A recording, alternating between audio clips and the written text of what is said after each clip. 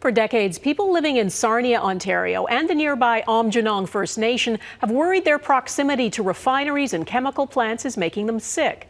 The Aamjiwnaang First Nation is surrounded by industry. There are dozens of large facilities within a 25-kilometre radius. After a Global News investigation in 2017, the Ontario government launched a multi-million-dollar review to examine the possible connection between air pollution from the plants and public health. Last night, the results were made public, and they confirm what people feared.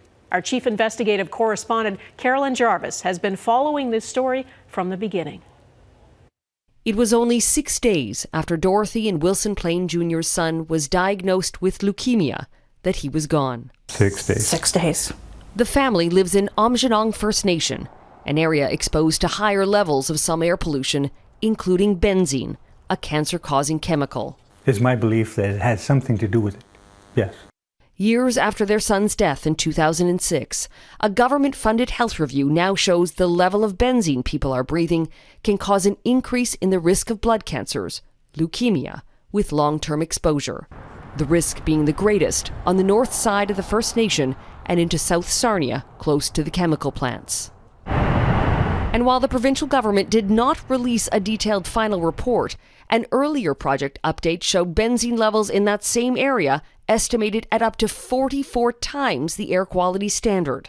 We have a right to breathe clean air. We have a right to feel safe in our homes. If that was found anywhere else, it would be shut down until it's fixed.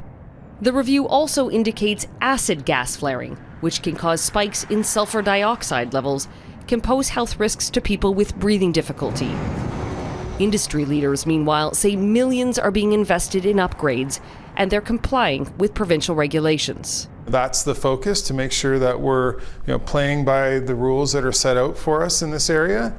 Others say this review shows it's time those rules are updated. There is no excuse for these continued high levels. The air pollution control requirements really need to be upgraded for the facilities around Aamjiwnaang, and this air pollution control requirements are readily available. Ontario's Environment Ministry did not say what it's going to do with these findings, but the people of Sarnia and Aamjiwnaang say after years of waiting, they simply can't any longer. Donna? All right, Carolyn Jarvis, thanks.